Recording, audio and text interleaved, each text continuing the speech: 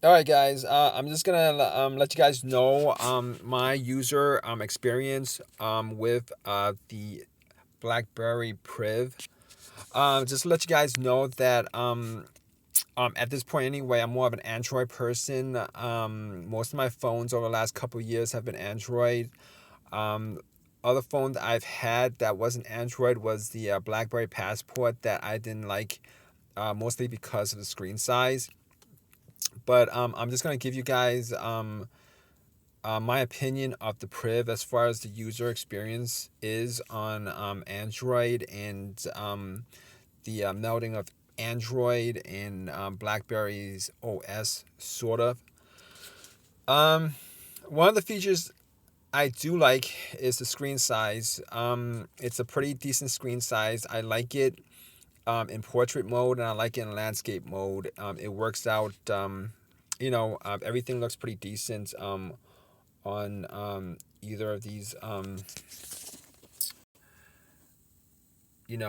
Whichever way it's rotated. Whatever you're looking at looks pretty decent. So, next up, I just like to say that the speaker in this phone is pretty decent.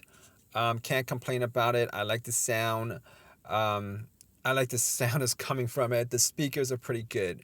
All right. Camera is pretty decent. Not gonna complain about that. Um, Only thing I complained about so far. Well, there's two things. The keyboard's kind of small. Every time I type, I've been hitting keys that I didn't want to hit or whatever. But that might be. I'm gonna chalk that up to probably not I haven't used the keyboard enough for me to get used to it. Funny thing is, the other issue I had was finding a file manager. I know you're seeing on screen a file manager on here, but that was me downloading that. Aside from that, I was looking all over the place for a file manager, a native file manager, and it doesn't exist, which is kind of funny. I don't know why it doesn't exist, but it wasn't there and it's still not there. And I had to download the file manager that you're seeing right there. Um, I do like the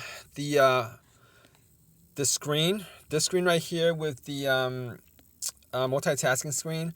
It's pretty decent. The only thing I don't like about uh, the only thing I wish that was on this phone that was on the passport was the native browser, the BlackBerry native browser. I mean, if you want to watch YouTube on there and then go into different apps, it would still be playing. It gives you a real multitasking feature. While here, if you're watching YouTube and you go out of it, it's not gonna, it's gonna shut off, pause, whatever, until you go back into the app. But again, you could always get Firefox, and that should resolve the issue. But I like the fact that there's tiles of different apps that you open up and stuff like that. It makes things a lot easier than the multi-window um, feature on other Android phones. As far as the BlackBerry Hub is concerned, it is on here. I believe on a passport you would swipe right and you would get that. And I don't think it exists on here. If you swipe right, it doesn't come up. It's actually an app on here. Um, uh, right here, it says BlackBerry Hub. Yeah, you click on that. I've never actually used that before, but I did use it recently, like a couple of days ago. I like the fact that everything's kind of integrated in that hub. Um, it's not the greatest feature in the world. I know a lot of BlackBerry fans. That's what they point out to. I didn't even know what that was. I used it. It was all right. Wasn't anything spectacular, like knocked my feet off or whatever. Knocked my feet off the ground. Wasn't anything like that. But hey, going on to the next thing. Okay, so as you can see the interface on here. So you click on the apps button. The apps show up.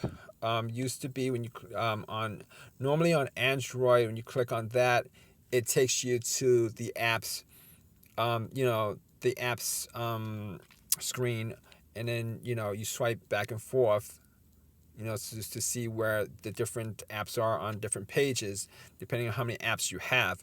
So, do I like this feature more than what's on normal Android, stock Android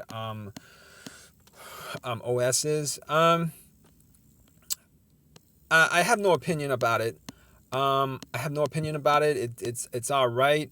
It really doesn't make a difference to me. It's just a little bit different than what I'm used to, but it's not really that different that I could say it's either a positive thing, a negative thing. It is what it is. I'm all right with it. You can use widgets. There's widgets. There's shortcuts on here. I haven't used the shortcuts.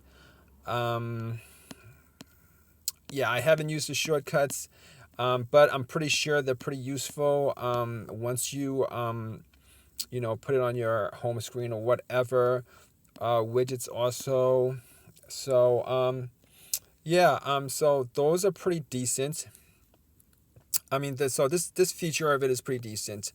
Um, the only one of the main problems that I had when I got this phone was the Wi-Fi. For whatever reason, the Wi-Fi would connect and it would drop off, and then connect again and it would drop off automatically. Would drop off, and apparently I found somebody told me that this was because it wasn't updated, whatever that means. Normally I don't use Wi-Fi. I use my SIM card, but when I was uh, factory restoring this phone, resetting this phone to factory, which is what I do every time I get a brand new phone. I like it to be 100%, um, brand new as far as the whole entire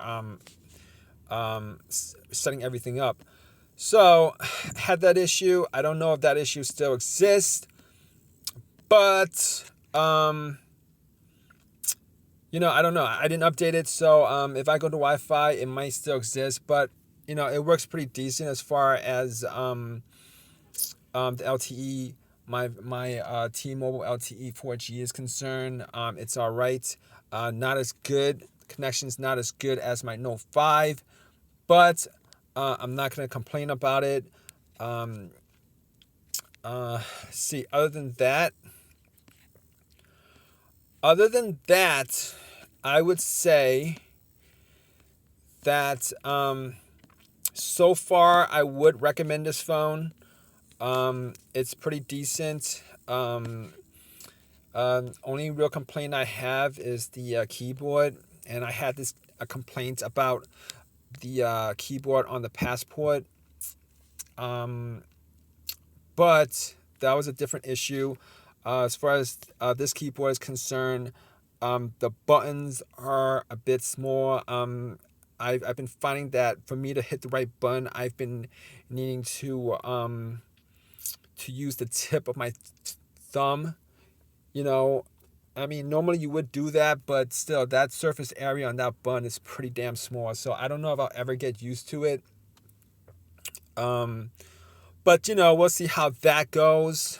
Um, Outside of that, if you guys want me to give you like um, my opinion of BlackBerry's, you know, operating system versus Android that's on here right now, and how that, how the melding of the two operating systems um, affect how I view this phone. I can't really tell you because I've had the BlackBerry Passport for maybe like a couple of weeks before I sold it. So as far as that's concerned, I can't tell you. But I mean, I noticed that there are features on here that's unique to BlackBerry's OS BB10. But all that swiping, I remember there was a lot of swiping. You could swipe, you know, right, and you get the hub, and then you swipe left and you get like I don't know, or the apps section of the OS will come up, stuff like that. That's pretty much non-existent on this phone right now. Um, says new, or maybe it is, but I really haven't used this phone for more than a couple of weeks. So right, a couple of maybe a week or two, maybe all right, well, you know what, um maybe you can do the striping thing. I just didn't get to it. Okay, so on to the next thing. As far as the curved screen is concerned, um it's pretty nice. It makes for a really nice design in the phone. um if you hook up a line to it, the if you hook up to charge it, it'll tell you that it's charging on the side of the phone. When it's turned off, you will see like a red um, line on the edge of the phone to tell you um, how much it's charged up, which is all right. I mean, I didn't find that like a really outstanding feature of the phone, but I mean, it's pretty. It's there and it's pretty. It's something different. Um, but outside of that, I'll put up another video on if I find that my opinions of this phone has changed. I'll put up another video. But as of right now, if I had to rate this phone from 1 to 10, 10 being best, I guess I would rate it around an 8. I would rate it around 8. So yeah,